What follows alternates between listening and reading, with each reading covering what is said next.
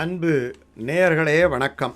வருகின்ற புதன்கிழமை ஏப்ரல் மாதம் 1ஆம் தேதி பங்குனி உத்தர திருநாள். இந்த பங்குனி உத்தரம் என்று நினைத்தாலே திருமாலடியார்களுக்கு என்ன நினைவுக்கு வரும் என எல்லா வைணவ கோயில்களிலேயும் நடைபெறக்கூடிய அந்த திருக்கல்யாண உற்சவம் எல்லா வைணவ கோயில்களிலேயும் அநேகமாக ஒரு சின்ன கிராமத்தில் இருந்தாலும் கூட அந்த ஒரு நாளாவது அந்த சேர்த்தி உற்சவம் என்று சொல்லக்கூடிய திருக்கல்யாண உற்சவம் கட்டாயம் நடைபெறும். ஆனால் ரொம்ப பிரசித்தமாக எந்தெந்த இடத்துல நடைபெறும் அப்படின்னு பார்த்தீங்கன்னா ஸ்ரீரங்கத்தில் அபாரமான உற்சவம் சேர்த்தி உற்சவம். அந்த சேர்த்தி உற்சவத்தில் ஒரு நாள் பார்த்திங்கன்னா அந்த மட்டையடி உற்சவம் நடக்கும். மட்டையடி உற்சவம் என்பது பிராட்டிக்கும் பெருமாளுக்கும் இருக்கக்கூடிய அந்த ஊடல் அப்படின்னு சொல்லுவார்கள். இந்த பெருமாள் என்ன பண்ணுவாருன்னா அந்த உற்சவத்தில் பல நாட்கள் பல ஊர்களுக்கு போயிட்டு வருவார். அதில் ஒரு நாள் திருவுறையூர் அப்படி என்று சொல்லப்படுகின்ற திருப்பாணாழ்வாருடைய அவதாரத்தலமான திருவுறையூர் போய் கமலவல்லி நாச்சியார் சேர்த்தி உற்சவத்தை பார்த்துட்டு வந்தவுடனே திருத்தாயாருக்கு கோபம் வந்து பெருமாளை உள்ளே விடாமல் கதவடித்து அந்த வெண்ணெய் அந்த புஷ்பங்களை எல்லாம் எடுத்து பெருமாள் மேலே அடித்து ரொம்ப அபாரமான உற்சவம். அப்புறம் அரையர்கள் வந்து பெருமாளுக்கும் பிராட்டிக்குமாகிய அந்த இணைப்பை வந்து அவர்கள் போய் தூது போவாங்க. தூது போய் கடைசியில் நம்மாழ்வார் வருவார். இந்த நம்மாழ்வார் வந்தவொடனே நம்மாழ்வாருக்காக உம்மை உள்ளே அனுமதிக்கிறேன் என்று பிராட்டி சொல்லி பெருமாளை உள்ளே அனுமதித்து ஏகாசனத்திலே இருக்கக்கூடிய உற்சவம்.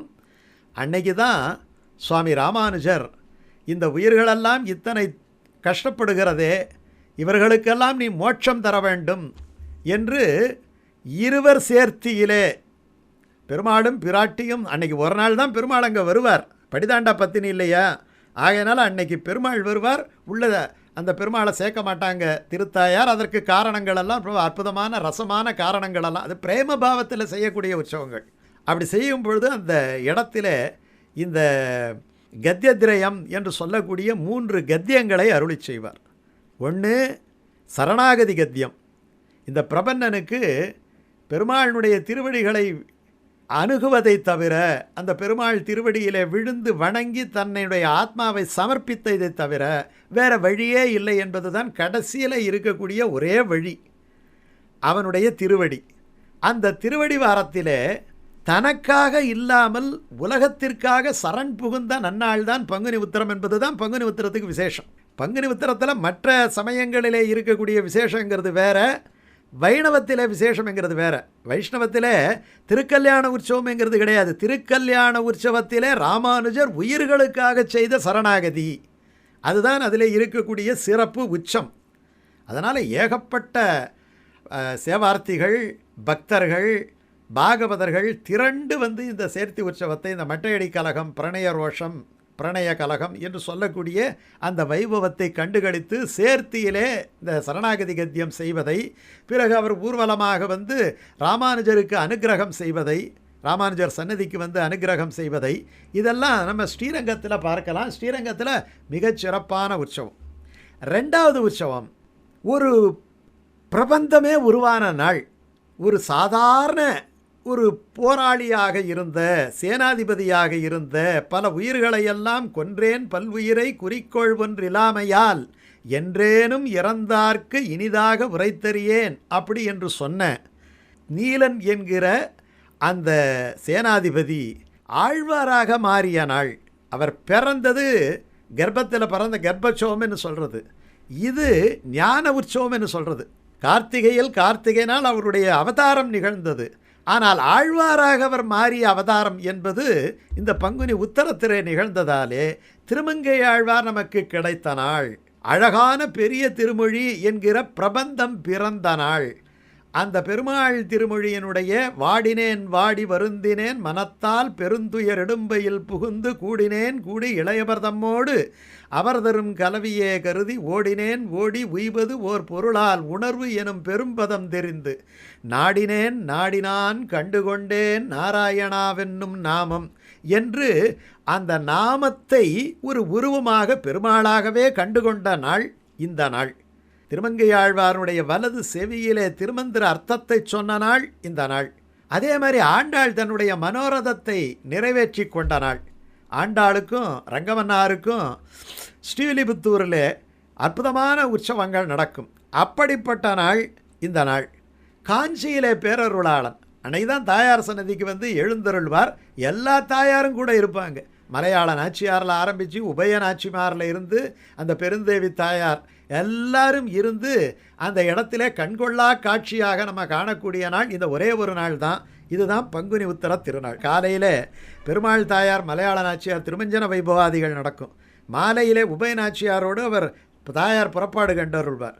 4 கால் மண்டபத்திலே மாலை மாற்றும் நிகழ்ச்சி நடைபெறும். அன்னைக்கு பார்த்திங்கன்னா அதி அற்புதமாக அந்த பேரருளானுடைய திருக்காட்சி, அந்த காட்சியில் நம்ம எதை கேட்டாலும் கூட நிறைவேற்றி தந்து விடுவார் பெருமாள் அப்படின்னு சொல்லக்கூடிய வகையிலே ரொம்ப அற்புதமான காட்சியாக அந்த காட்சி நடக்கும்.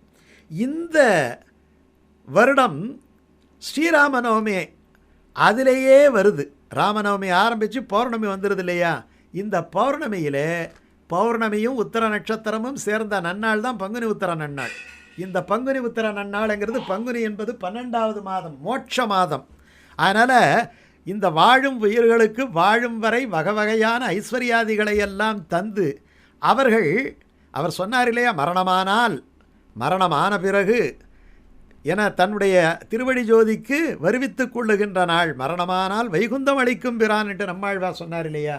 அப்படிப்பட்ட அற்புதமான நன்னாள். இந்த நன்னாளிலே விரதம் இருந்து அன்னைக்கு மாலையிலே பக்கத்தில் இருக்கிற பெருமாள் கோயிலுக்கு முடிஞ்சால் ஸ்ரீரங்கம் போகலாம், வேடுபுரி உற்சவத்தை சேவிக்கலாம். ஸ்ரீவில்லிபுத்தூர் போய் ஆண்டாள் ரங்கமன்னாரை சேவிக்கலாம். அல்லது உங்கள் பக்கத்தில் காஞ்சிபுரம் இருந்தாலும் சரி, திருவல்லிக்கேணி இருந்தாலும் சரி, எல்லா இடத்துலையும் திருக்கல்யாண உற்சவம் நடக்கும். அந்த சேர்த்தி உற்சவத்தை நாம் கண்டுகளிக்கலாம். அங்கே நாம் கைப்பொருள்களை கொண்டு செல்லலாம். ஒரு புஷ்பமோ ஒரு சந்தனமோ என்ன நம்மாலே முடிகிறதோ அந்த சக்திக்கு ஏற்றவாறு பெருமாள் கோயிலிலே அதை கொண்டு போய் சமர்ப்பிக்கலாம். ஒரு விளக்கிடலாம், அல்லது விளக்குக்கு எண்ணெய் தரலாம், நெய் தரலாம்.